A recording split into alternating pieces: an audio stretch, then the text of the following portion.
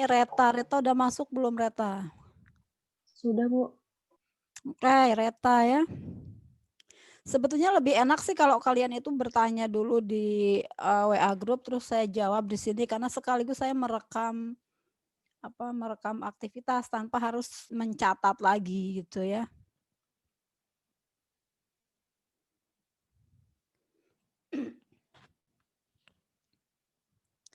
Sebentar, ini tuh ada mahasiswa yang masuk rumah sakit lagi ya.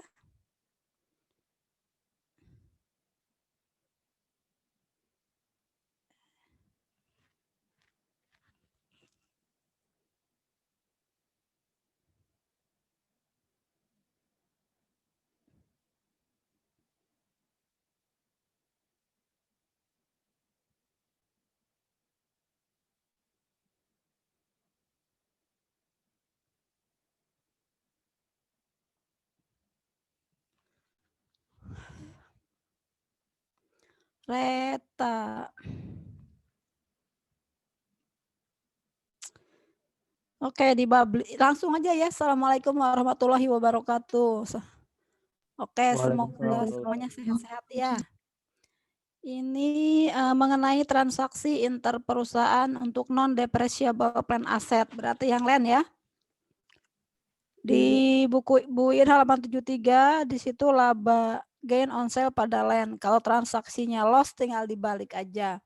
Kalau transaksinya loss berarti kan land-nya yang kurang dari sudut pandang konsolidasi. Jadi nanti land pada apa?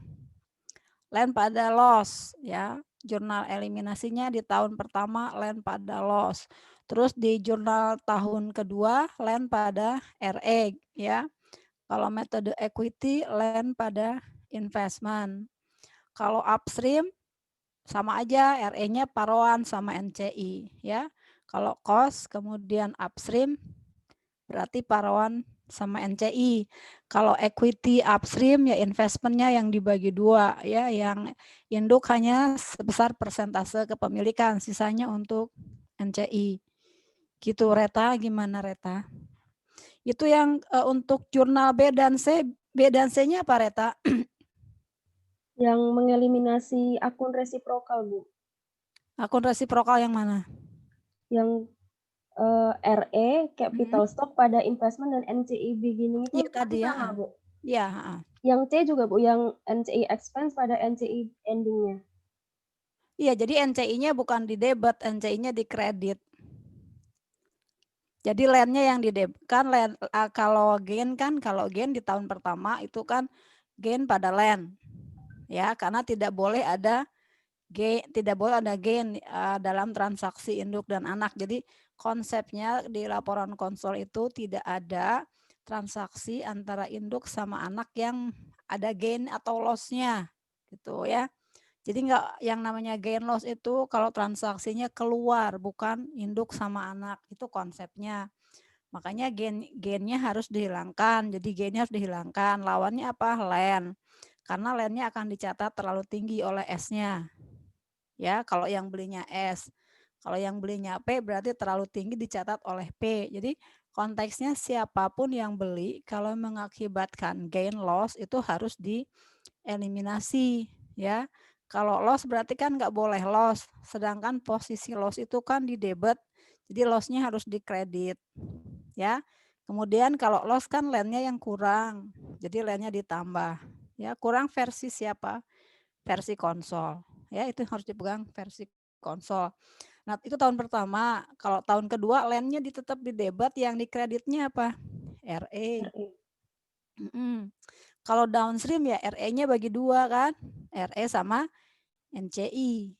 NCI-nya NCI yang untuk equity ya. NCI equity tapi yang ending. Jadi apa kayak yang ending? Yang beginning, karena saya mengoreksi yang beginning NCI equity yang di bawah yang untuk neraca. Kalau yang di atas itu kan untuk NCI expense, untuk bagian keuntungan NCI tahun berjalan.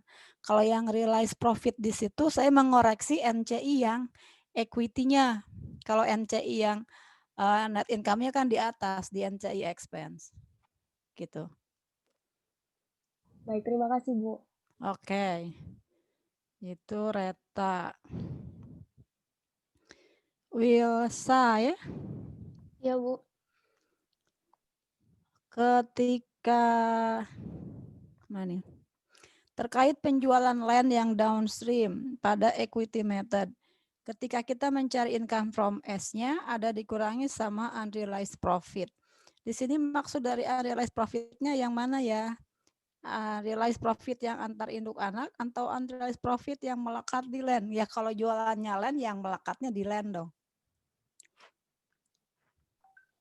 Ini yang dimaksud dengan unrealized profit yang antar induk, yang induk anak nih kemana ceritanya?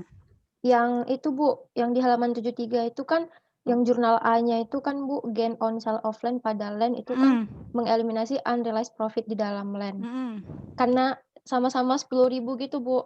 Sementara yang melekat di land itu kan juga return earnings pada land juga 10.000. Jadi saya bingung, Bu, yang 10.000 yang mana gitu. Unrealized profit yang mana? P jualan ke S yang ceritanya itu kan? P jual tanah ke S, cost-nya 40, dijual 50, maka P akan menjurnal kas 50, pada land 40, pada gain on sale of land 10. Sedangkan S akan menjurnal land pada cash 50, gitu kan? Sehingga ketika menyusun laporan konsolidasi, P akan melaporkan gain on sale of land 10, S akan melaporkan land 50, kan gitu. Dari sudut pandang konsolidasi, tadi balik lagi tidak ada gain loss, ya. Jadi gain loss-nya harus dihilangkan. Kalau posisinya gain ya berarti gain-nya di debit. Kalau posisinya loss, loss-nya berarti di kredit. Itu gain loss itu. Nah, terus itu kalau kita melihat dari satu sisi itu ya, nggak ada gain loss. Terus kalau kita mau lihat kenapa yang di kreditnya land, ya karena land-nya jadi ketinggian. Jadi 50, padahal kan aslinya nilainya berapa? 40. 40. Iya. Jadi unrealized itu maksudnya karena kan si P itu kan dia jualnya gain. Ya. Tapi kan nggak boleh gitu. Kata konsol nggak boleh. Jadi hilangkan lawannya Pak, lawannya land. Nah, itu unrealized profit itu karena laba, tapi laba itu jualnya ke anak, makanya disebut unrealized. Nah, kalau jualnya ke orang lain, ke orang luar, nggak ada cerita itu ya, Gen, diakui aja, nggak ada masalah. Tapi ini kan sudut pandangnya konsol. Saya sedang membuat laporan konsol, dan itu nggak boleh gitu. Induk sama anak jualan ada profit loss-nya. Gitu konsepnya, Wilsa. Bu izin menanggapi. Berarti Bu, unrealized profit-nya di sini yang dia belum terjual ke pihak ketiga ya kan, Bu? Jadi unrealized itu karena jualannya sama anak atau jualannya sama induk gitu. Makanya disebut unrealized. Ya kan secara konsep sehari-hari aja, masa jualan sama anak. Ya pasti aja anaknya mau beli, orang takut sama ibunya kan gitu. Ya. Oh iya, Bu. Konteksnya begitu. Jadi kalau jualan ya kalau berani ya keluar gitu. Bukan berarti tidak boleh, ini kan konteksnya kan justru memang kita itu melakukan business combination, salah satunya membeli saham perusahaan lainnya banyak gitu kan, mungkin menggunakan dia sebagai kendaraan. Artinya begini, saya punya banyak produk ya, tapi saya nggak pinter jualan, saya nggak tahu jualnya gimana. Ya saya beli aja perusahaan yang bisa jual, yang mungkin dia punya channel distribusi, jadi dia nanti yang menjualkan. Nah, ketika P jualnya ke S, nanti kan S harus jual lagi keluar tuh, ya. Ketika P baru jual ke S, ada labanya, itu kan nggak boleh diakui, belum boleh diakui. Nanti diakui kalau barangnya dijual keluar, gitu. Jadi unrealized itu maksudnya laba, tapi ditangguhkan. Kenapa? Karena jualannya di dalam grup, dalam satu kelompok usaha gitu. Sudut pandang konsol itu nggak boleh. Jadi seperti jualan kepada diri sendiri. Gitu ya. Iya, Bu. Oke. Terus jika belum terjual di periode berikutnya kepada pihak ketiga, apakah kita tetap mendebet RE begini? Iya. Kenapa saya mendebet RE begini? Karena si P itu kalau menggunakan metode cost, kan dia tidak membuat jurnal untuk mendefer unrealized profitnya. Kalau cost kan dia hanya peduli saya dapat dividen berapa. Dia hanya menjurnal kas pada dividen income. Dia nggak mengapa-ngapain dengan unrealized profitnya. Kalau P-nya cuek aja kan, cost itu metode cuek, nggak peduli pokoknya dividennya berapa. Ya. Nah, jadi dari sudut pandang konsol salah itu RE-nya. Kenapa? Karena si P tidak mengakomodir unrealized profit. Dia kan tetap menulis di dalam bukunya ada gain. Gain itu kan nanti langsung masuk kemana itu? Net income. Net income kemana? Ke RE. Jadi sampai kapanpun kalau dari sudut pandang konsol RE-nya ketinggian 10.000 karena dia memasukkan gain. Bu mau menanggapi Bu, berarti Bu misalnya kalau dia tiap tahunnya nggak terjual, kita setiap tahunnya membuat jurnal Tiap itu Bu? tahunnya membuat RE terus pada LEN. Karena tidak ada yang membukukan itu, ya. Oh, biar LEN-nya itu tetap tercatat pada nilai bukunya gitu ya Bu? Kalau LEN-nya maksudnya? kan di bukunya S kan tetap aja 50. Oh, iya Bu. Kan S belinya kan dengan harga 50, ya enggak? Iya, S salah. Enggak, Ya, S enggak si salah. S. Ya S enggak salah, emang saya keluar uangnya 50. P juga enggak salah mengakui gain, orang dia jual 50 padahal harganya 40 gain, enggak ada yang salah. Nah, cuma sekarang kita sudut pandangnya sudut pandang konsol. Ini laporannya mau digabung nih. Kalau mau digabung enggak ada lagi tuh cerita gain. Gitu. Jadi P-nya sendiri, S-nya sendiri kan masing-masing menyusun laporan keuangan. Itu kan berdasarkan apa adanya. Terus begitu digabung sudut pandangnya jadi beda. Oh, kata konsol nih. P sebagai konsol. P sedang membuat laporan konsolidasi. Bukan sedang membuat laporan keuangannya sendiri. Tapi sekarang laporannya gabungan gitu. Ya. Oke Bu, mengerti. Kasih ya Bu. Oke.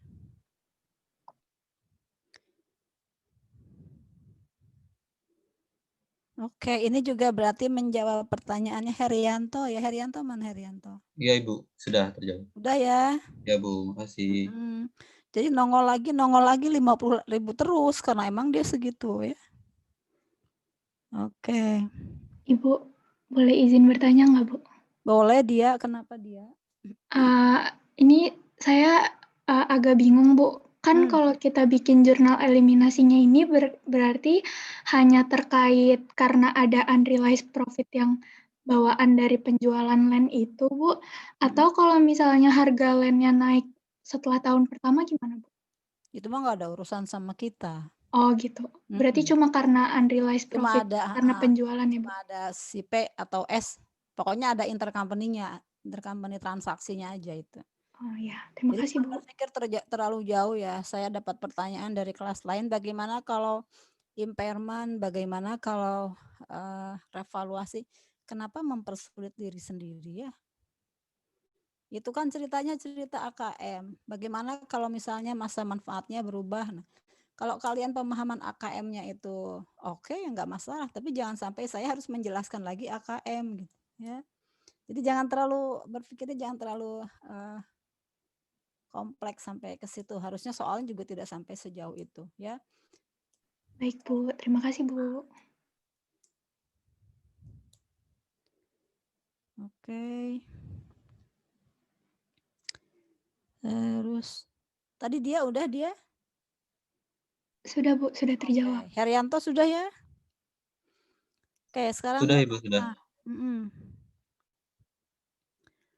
Oke, untuk jurnal eliminasi loss di halaman 76, kenapa malah mengkredit gain on sale ya Bu?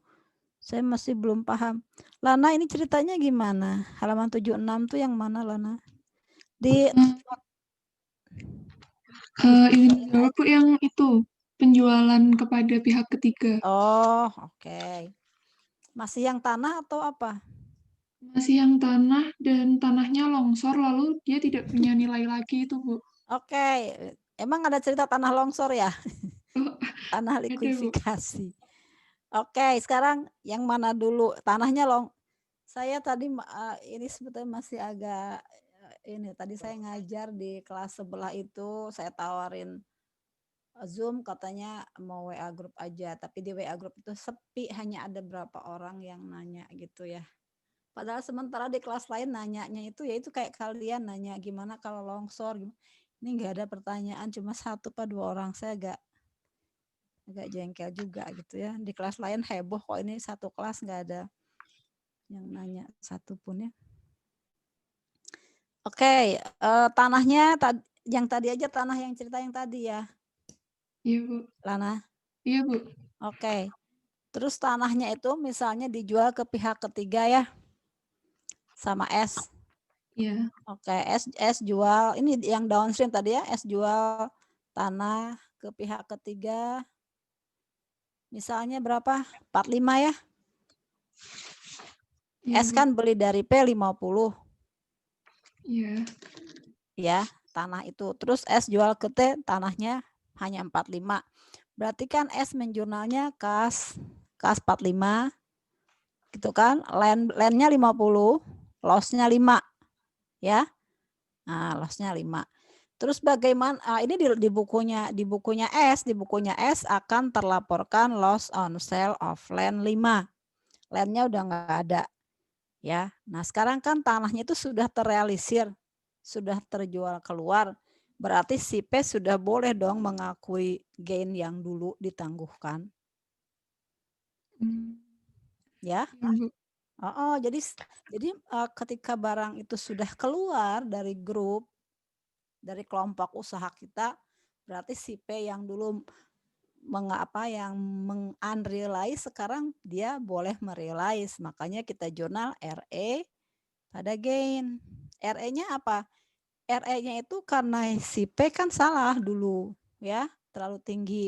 Gain-nya dia mengakui sekarang karena barangnya sudah terjual keluar. Jadi RE di debit itu meng-cancel RE-nya P, gain itu mengakui karena sekarang barangnya sudah dijual keluar. Berapa di sini RE pada gainnya? 10. Dulu kan yang ditangguhkannya 10. Iya, Bu. Jadi nanti di dalam laporan konsolidasi itu kan ada loss 5, ada gain 10. Akhirnya gainnya berapa? 5 kan? Iya. Akhirnya gainnya 5. Benar nggak secara konsol? Benar. Land secara konsol itu berapa? 40.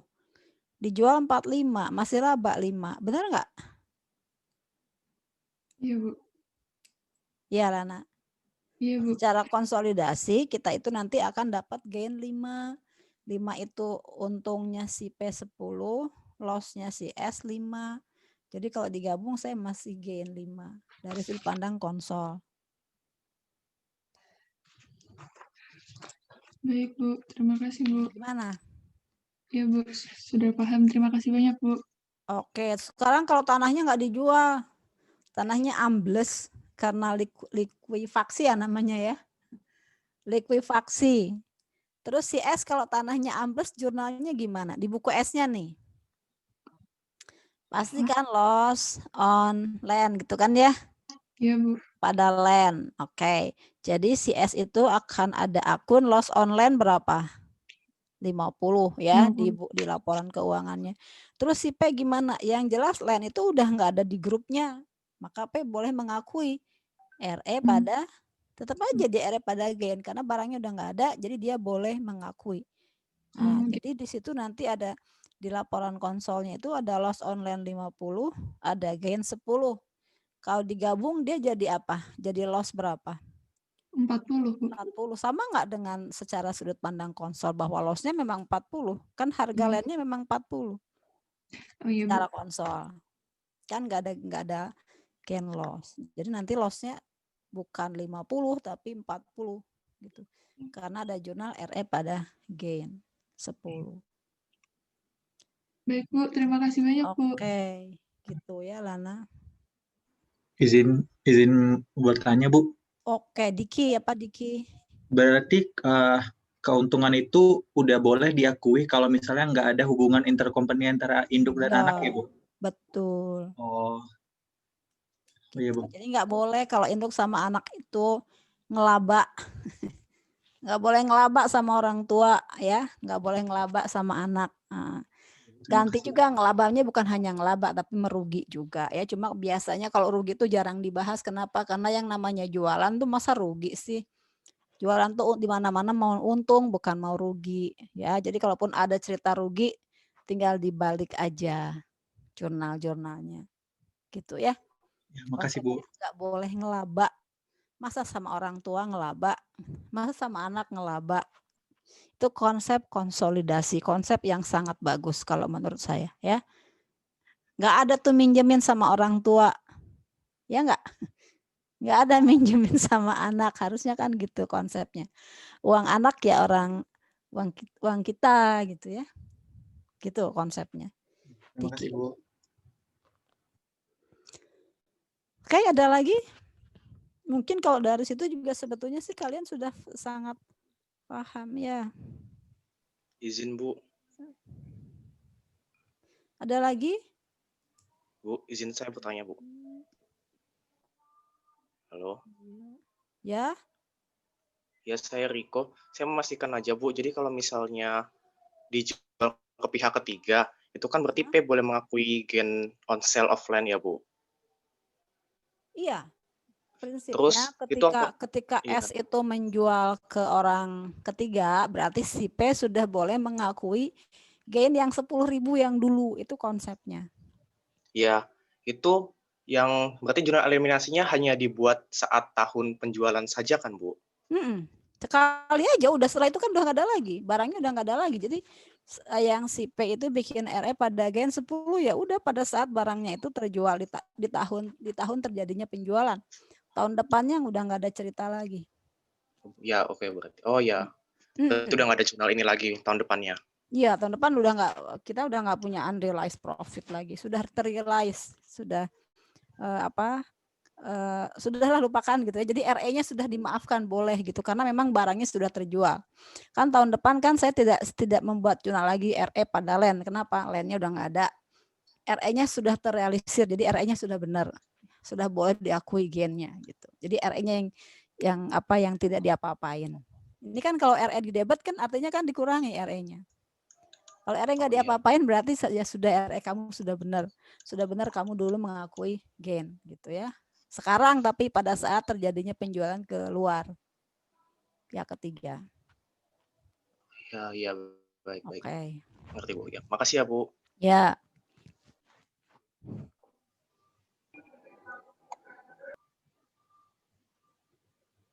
Ada lagi? Bu, izin bertanya, Bu. Ya, Zevanya.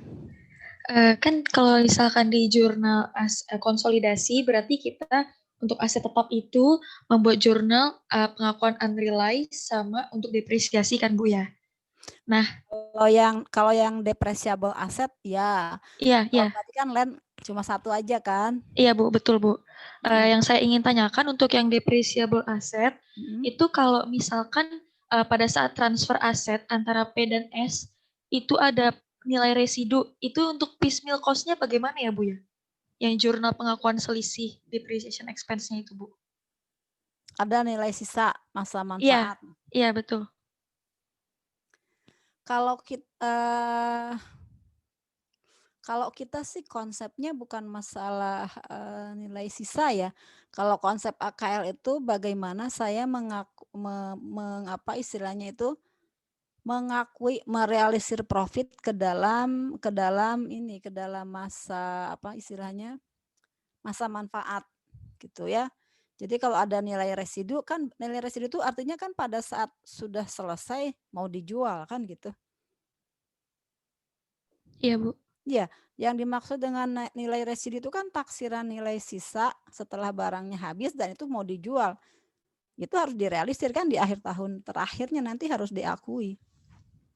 Pada saat sudah selesai berarti masih ada nilai sisa, artinya akan dijual dengan nilai segitu. Gitu. Jadi kalau ceritanya ada nilai sisa ya kita mau membagi unrealized profit berapa tahun. Ya itu kalau di akhir tahun masih ada sisa itu harus terrealisir di akhir tahun. harus terjual, ceritanya harus begitu. Nanti diakui di saat terakhir profitnya. Jadi Pak, intinya ketika barangnya itu sudah selesai, berarti pengakuan profit saya selesai. Kalau misalnya masih ada sisa, ya berarti belum selesai ceritanya. Kan sebetulnya kaitannya kan dengan dijual berapa, dapat profit berapa, kan gitu ya, dapat profit berapa, kemudian si profit itu akan kita alokasikan selama masa manfaat. Nah, kita di situ juga asumsinya kan depresiasinya depresiasi garis lurus, ya enggak? Jadi kita bagi aja, kita nggak cerita double declining, kita nggak cerita sum of years digit karena terlalu complicated gitu ya. Selama ini juga saya nggak pernah ada cerita nilai sisa, itu supaya tidak terlalu complicated aja, karena nanti kan digabung tuh ada inventory, ada bond, ada excess ya. Tapi pada dasarnya mungkin tadi yang nanya siapa, lupa saya. Zevanya, Bu. Oh, Zevanya, ya, Zevanya. Kalau Zevanya kan mungkin kaitannya dengan depresiasinya ya. Nanti depresiasinya berapa besar gitu ya, seberapa banyak, seberapa besar.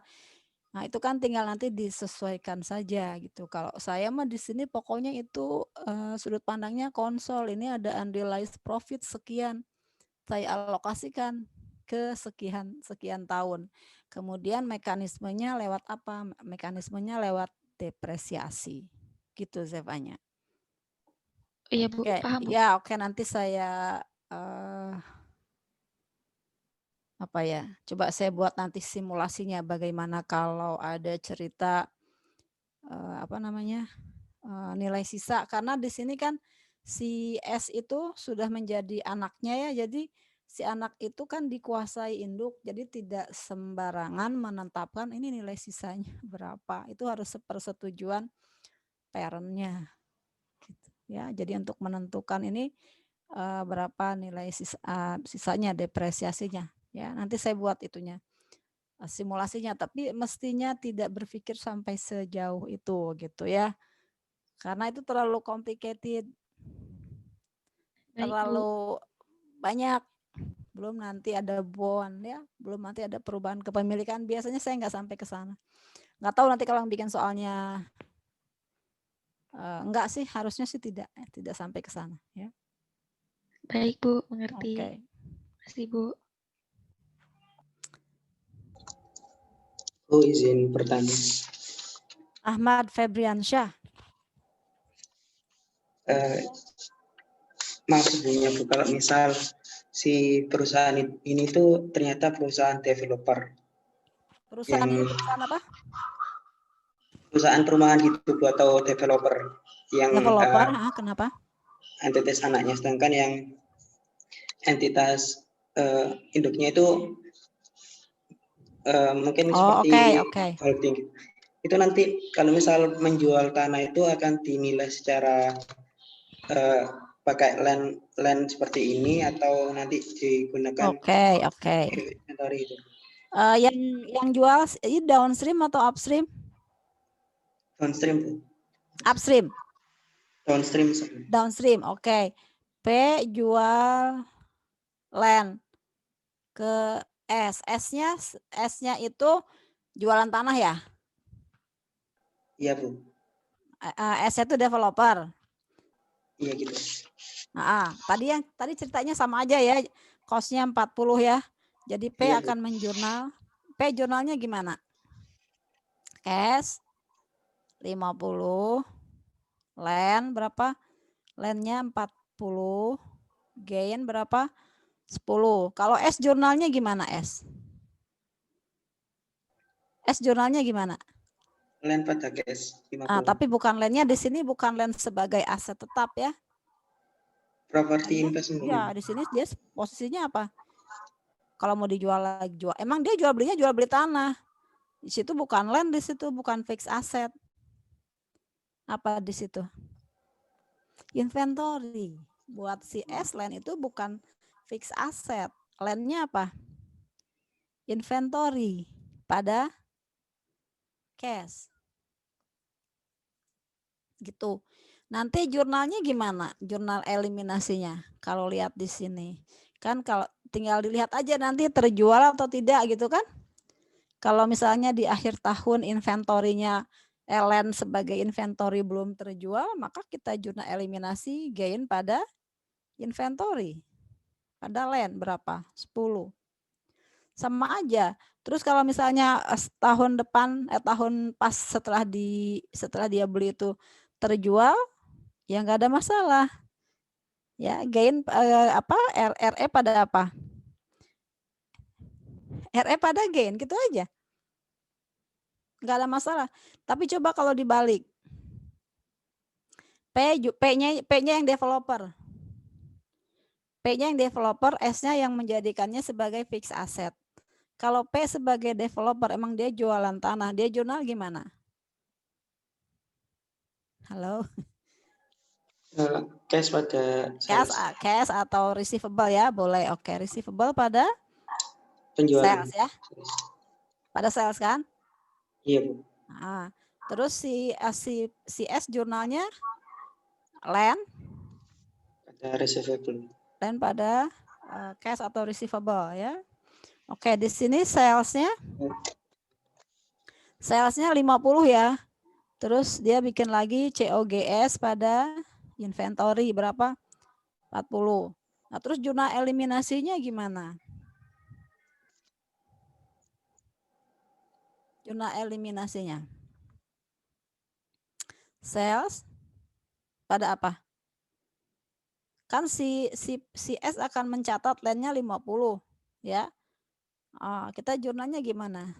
Biasanya kan sales pada COGS gitu ya. Nah, sini jangan sales pada COGS tapi sales pada land 10.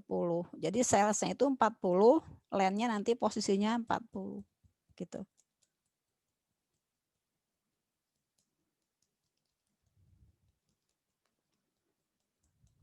Biasanya kan sales pada COGS pada inventory, ya enggak? Iya, Bu. Di sini kan sih nggak ada COGS-nya, kita tidak mengoreksi COGS-nya, kita mengoreksi sales-nya dan kita mengoreksi land-nya supaya land-nya itu ketika akan muncul berapa di situ? 40 ya. Posisinya kan ada di land itu ada di S. Dan dia pada prinsipnya sekarang menjadi posisinya adalah bukan inventory. Posisinya fixed asset tapi nilainya jangan 50, nilainya harus 40. Makanya di sini menjadi sales pada land 40. Iya, Bu. Jadi kan kalau kita lihat di laporannya si P kan salesnya menjadi secara konsol ya. Secara konsol kan salesnya akan menjadi 40, COGS-nya 40 jadi 0 kan. Si P kan tidak mengakui adanya gain akhirnya. Benar nggak? Kan tadi kan receivable pada sales 50, COGS pada inventory 40 kalau emang dia jualan land. Ya, berarti kan dia ada gross profit 10 kan si P ya. Terus dari sudut pandang konsolidasi kan tadi harus dikoreksi. Jurnalnya sales pada land 10.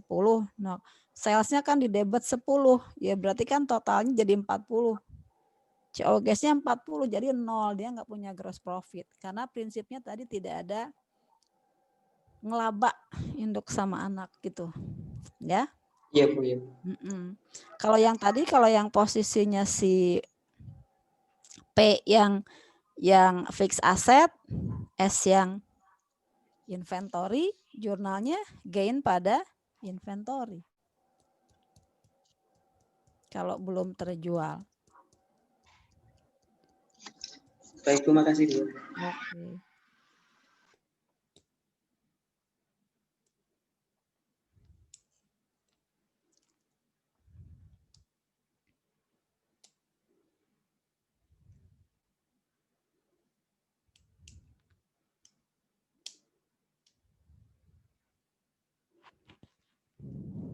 Halo, udah lagi? Izin bertanya, Bu. Ya, Eti. izin memastikan ini Bu. Jadi perbedaan ini tentang land dulu. Perbedaan antara transaksi downstream sama upstream itu pada NCI expense-nya ya Bu. Kalau terletak pada realized profit untuk upstream dan downstream, untuk menghitung NCI, untuk menghitung income from S. Berarti ini Bu, kalau downstream dia tidak terpengaruh NCI-nya. Ya. Kemudian kalau upstream terpengaruh. Lalu kalau income from S-nya downstream itu 100%. Dikalikan dengan kali net income dulu. Iya. Terus, misalnya kepemilikannya 90%, berarti 90% kali net income S dalam kurung ya, dikurangi dengan unrealized profit total 100%. Nah, kalau misalnya itu depreciable asset berarti ditambah dengan realized profit tahun itu. Baik Bu, tapi kalau upstream berarti langsung. Kalau upstream mencari income from S-nya, semuanya dimasukin ke dalam kurungan. Jadi 90% kali kurung buka net income S dikurangi unrealized profit ditambah realized profit baru ditutup kurungnya. Gitu. Kalau upstream si P itu hanya memperoleh sebesar persentasenya. Kalau downstream 100%. Kalau tadi NCI expense, kalau transaksinya downstream dia nggak ngikut. Tapi kalau transaksinya upstream ya dia dapat sebesar persentasenya. Gitu. Baik Bu, terima kasih Bu. Dari tadi kita hanya jurnal eliminasi, kita belum cerita ke income from S dan NCI expense-nya ya. Tadi sudah ditanyakan oleh Etik ya.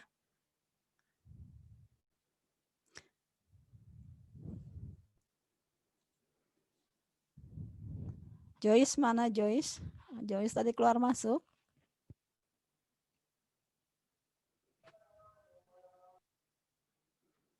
Iya, Joyce di mana Joyce? Tinggalnya di mana? Di Bandung, Bu. Di Bandung. Iya, Bu. Oke, nggak susah kan masuknya? Enggak, Bu. Cuman tadi error tiba-tiba aja, Bu. Oke. Bandung zona merah ya, Joyce? Betul, Bu. Ya, saya saudara-saudara saya di Bandung semua dari sejak tahun kemarin saya udah nggak pernah kontak fisik ya, cuma paling ya, Bu. Hati-hati ya. Benar, Bu.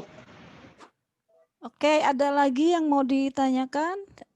Kalian boleh memang mungkin jadwalnya hari ini kita land dulu, tapi kalau misalnya sudah membaca sampai ke yang depreciable, nggak masalah, kalian boleh tanya itu.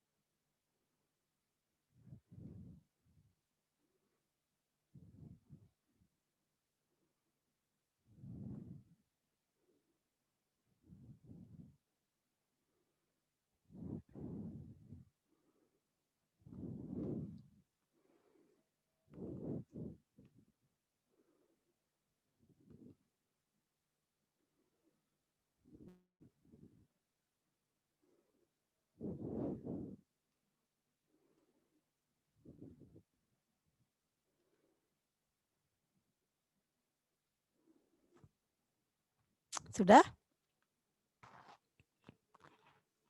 Ada pertanyaan lagi? Saya, Bu, izin bertanya. Ya, Adis. Adis, tapi lagi azan ya, sebentar ya. Oh Adis. iya, iya Bu. Soalnya saya dekat masjid di sini. Ntar 5 menit ya. Atau Adis ini dulu. Ya, dengerin dulu lah, denger azan dulu ya.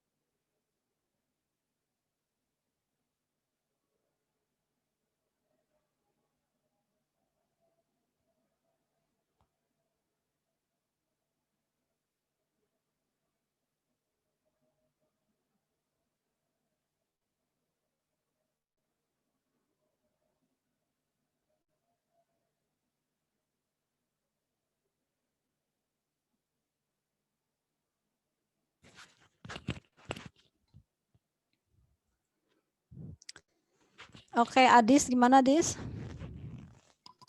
Itu Bu, mengapa kalau yang depreciable plan asset itu Suaranya kurang jelas, mengapa yang jadi patokan di eliminasi depresiasi yang overstated itu pakai nilai bukunya, bukan dari cost-nya, Bu.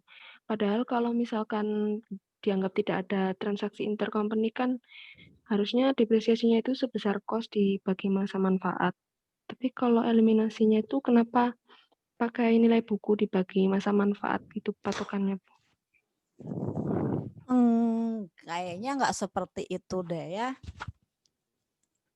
Jadi gimana, Bu? Iya, contohnya di bahan ajar itu yang equipment ya. Iya.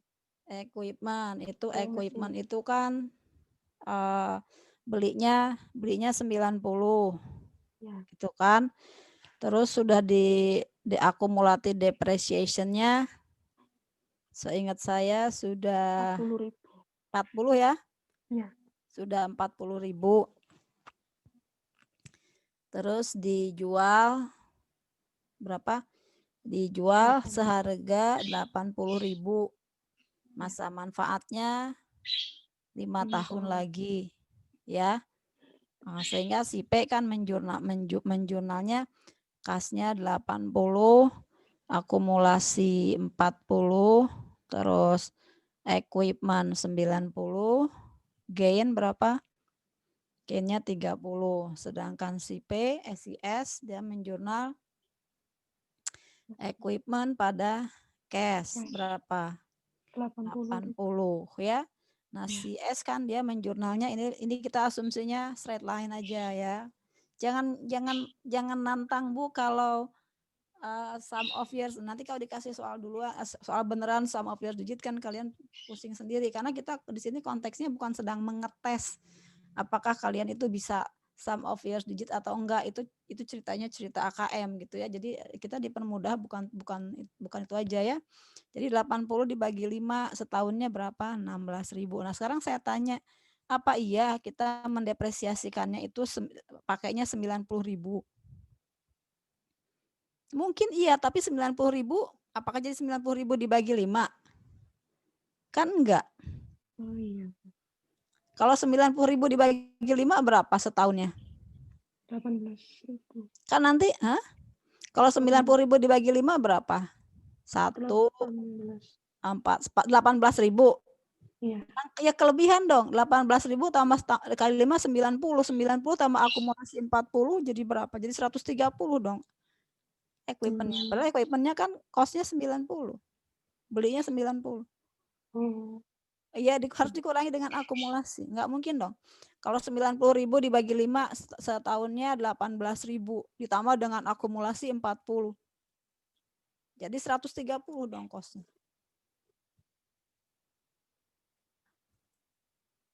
Gimana Adis yang tanyakan, apakah itu yang dimaksudkan? Iya. Iya, kan kita cuma tinggal nilai book value-nya. Book value-nya kan 90. Di sini aja kita bisa kelihatan ini ya. Kalau lihat dari sini sepertinya ini sudah berlalu berapa tahun? Mungkin ini dulu 9 tahun, setahunnya 10.000 gitu ya. Ini sudah berjalan 4 tahun. Jadi 10 ribuan lah. Kalau logikanya sih begitu. Iya. Makasih, Bu. Iya, oke. Iya, ini sinyalnya katanya peda keluar masuk ya. Oke, gimana Fawas? Yang lainnya gimana? Adis gimana tadi, Dis?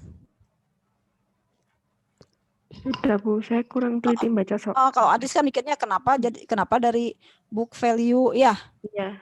Ya kalau dari 90 ya nanti lebih dong. Kalau 90 dibagi 5 18. 18 kali 5 90. Padahal sudah ada akumulasi 40. Jadi berarti harga beli barangnya 130. Kan enggak. Harga barangnya dulu belinya 90. Jadi dicari dulu book value-nya. 50 dibagi 90 dikurangi 40 dibagi 5 tahun gitu ya. Ya. Makasih, Bu. Oke. Bu, saya mau tanya, Bu. Ya, Fawaz. Ini saya nggak tahu ceritanya gimana kok tiba-tiba ada beginning RE pada P. Tiba-tiba ada apa? Beginning RE pada beginning REP, terus kemudian akumulasi depresiasi, kemudian machinery di kredit. Oke. Itu maksudnya kok tiba-tiba mengurangi beginning R? Maksudnya nggak RE gitu aja atau gimana? Oh, tahun keberapa? Jurnal eliminasi 2010. Oke, gini ceritanya ya. Tadi masih ada yang equipment ya? Iya, equipment. Masih cerita equipment. Jadi misalnya awal tahun kemarin nih, awal 2010 ya. Ceritanya jadi awal 2010 kemarin P menjual equipment ke S harganya 80, masa manfaat 5 tahun lagi, cost-nya 90, akumulasinya 40 ya. Oke, terus si P menjurnal kas akumulasi equipment pada gain, terus si S equipment pada cash ya. Terus si S kan bikin jurnal lagi nih di akhir tahun. Dia bikin jurnal lagi apa? Depreciation expense pada akumulatif berapa? 16.000 ya. Jadi di laporan keuangan P itu ada gain 30, di laporan keuangan S ada equipment 80, ada depresiasi 16, ada akumulasi 16 ya. Sehingga di tahun berjalan nih, tahun terjadinya penjualan, kita bikin 2 jurnal eliminasi. Pertama saya menghapus gain-nya. Di gain pada equipment berapa? 30.000 kan? Ya. Kayak yang kedua tuh depresiasinya kalau secara konsol kegedean harusnya bukan segini, harusnya 10.000 ya. Kalau lihat gainnya kan 30 nih. 30 dibagi 5. Jadi setahunnya itu 6.000, saya mengakui. Nah, ini akumulasinya kegedean. Jadi saya jurnal nih akumulatif depreciation pada depreciation expense. Berapa? 6.000. Nah, sebenarnya ketika kita membuat jurnal eliminasi akumulasi pada depresiasi 6.000, ini kita sedang mengakui gain, sedang merealize gain tahun berjalan. Kenapa? Karena berlalu waktu setahun, barangnya kita pakai, jadi kita boleh mengakui gain. Jadi dengan 2 jurnal ini saya menghilangkan gain 100%, tapi saya mengakui 1/5-nya. Oke, Fawaz? Oke. Tahun berjalan ya? Ya. Terus tahun depannya, tahun kedua, apakah ada gain? Nggak ada. Yang ada RE ya, kalau metode cost ya. RE. Nah, apakah RE-nya 30.000? Kalau equipment-nya tetap 30.000 ya, di kreditnya tetap 30.000. Apakah RE-nya 30.000? Tidak. Kan kalau saya mendebat RE itu kan berarti saya meng-cancel. Ya, saya si P itu melarang untuk mengakui gain. Jadi makanya RE-nya di debat. Nah, karena sekarang sudah tahun kedua, RE yang di sini kan RE yang beginning. Nah, RE-nya tidak 30. Tapi saya hanya mendebatnya 24.000. Yang 6.000-nya kemana? Ke akumulatif depreciation 6.000. Jadi ini saya dengan jurnal yang pertama saya mengoreksi RE-nya 4/5 tahun. Yang 1/5-nya boleh diakui. Yang 6.000-nya akumulasi ini saya mengoreksi akumulasi tahun kemarin. Ya. Terus ya jurnal yang kedua saya bikin lagi akumulatif depreciation pada depreciation expense. Berapa ini? 6.000. Nah, ini saya jadi 2 jurnal ini yang pertama adalah meng-cancel tahun kemarin tapi RE-nya tidak 30 karena sudah berlalu setahun. Sedangkan yang untuk tahun berjalan itu saya mengakui profit 6.000 gitu. Ya. Dengan jurnal ini kan akumulasinya menjadi berapa? 12 karena sudah 2 tahun. Gitu, Fawaz. Jadi akumulasinya ditambah, kemudian Suaranya kurang keras, Fawas. Jadi akumulasi depresiasinya ditambah seiring bertambahnya tahun, kemudian RE-nya dikurangi. Intinya gitu aja kan. 4. Nah, kalau saya mendebat RE hanya 24, berarti kan saya membolehkan si P itu mengakui 6.000 karena sudah berlalu setahun. Ini untuk tahun yang lalu ya.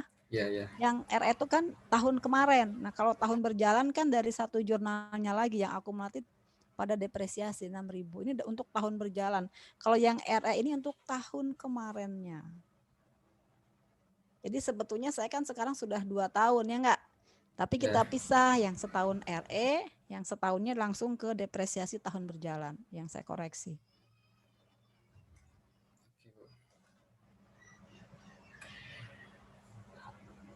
Tahun berikutnya gimana? Tahun ketiga. Tahun ketiga sama jurnalnya, tapi RE-nya udah bukan 24, RE-nya sudah 18. Jadi RE-nya itu kan berkurang. Kalau saya mendebat RE 18, berarti kan saya mengakui RE 12. Ya enggak, mengakui gen totalnya sudah 12. Terus di sini akumulatifnya berapa? 12. Equipmentnya berapa? 30. Terus saya bikin jurnal lagi sama akumulatif depreciation pada depreciation expense 6.000.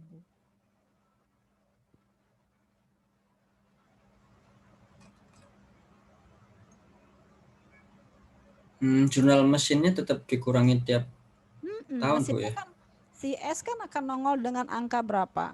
30, angka 80 kan? Oke. Iya, dia mas keluar, memang dia belinya 80, dia keluar lagi 80. Makanya tetap aja kita kurangi 30 kan gitu, ya. Nanti kan tinggal 80 terus dikurangi dengan akumulatif depreciation kan gitu. Oke, Bu, ya. Sudah lebih baik pemahamannya. Terima kasih, Bu. Ya, oke.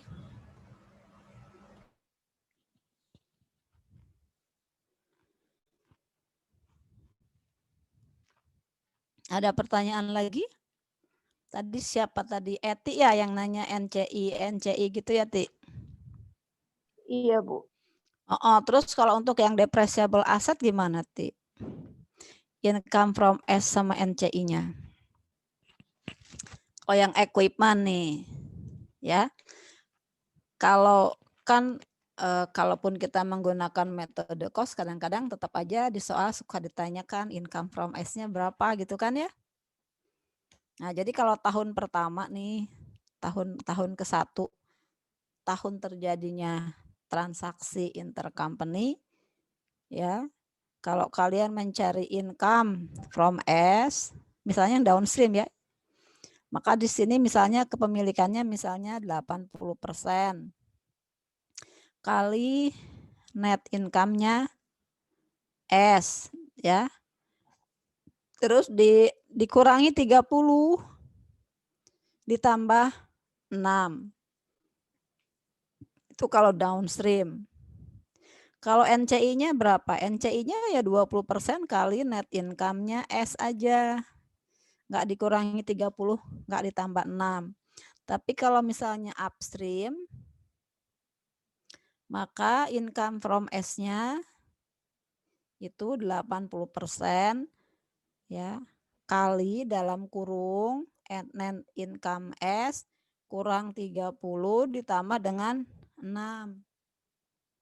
Gitu. NCI-nya berapa? NCI-nya 20% kali dalam kurung net income S kurang 30 ditambah 6.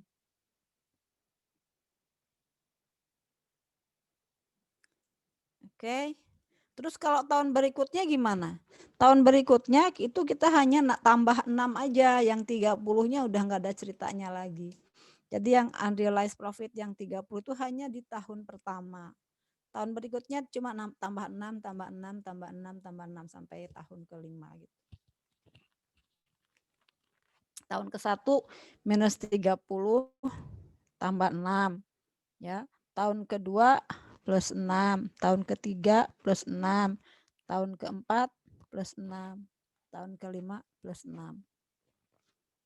Gitu aja, ya. Baik, Bu.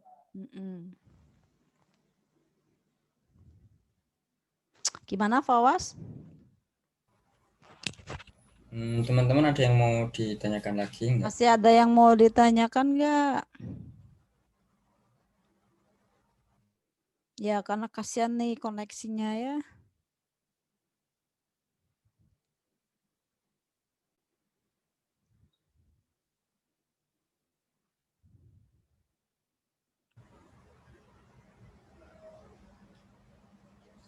Mungkin ditunggu 15 menit kemudian bisa dilanjut di Ya, WhatsApp, Fawas? Bu. Mungkin ditunggu 15 menit kemudian bisa di WhatsApp. Boleh. Kalau tidak ada lagi, daripada saya memandangin hanya nama-nama di sini, wajah-wajahnya juga nggak ada, ya, dan nggak ada lagi pertanyaan. Saya tutup aja Zoom-nya. Nanti kalian tanya di WA grup gitu, Fawas. Ya, boleh, Bu. Ya, oke. Karena ada yang keluar masuk ya, kasihan juga. Itu Kawil sepertinya mau berbicara. Enggak, udah sama kayak gitu. Kenapa? Ya, dilanjut di WhatsApp grup aja, Bu. Oke. Ya, oke. Assalamualaikum. Waalaikumsalam. Terima kasih, Bu. Terima kasih, Bu. Terima kasih banyak, Bu. Terima kasih, Bu. Terima kasih, Bu.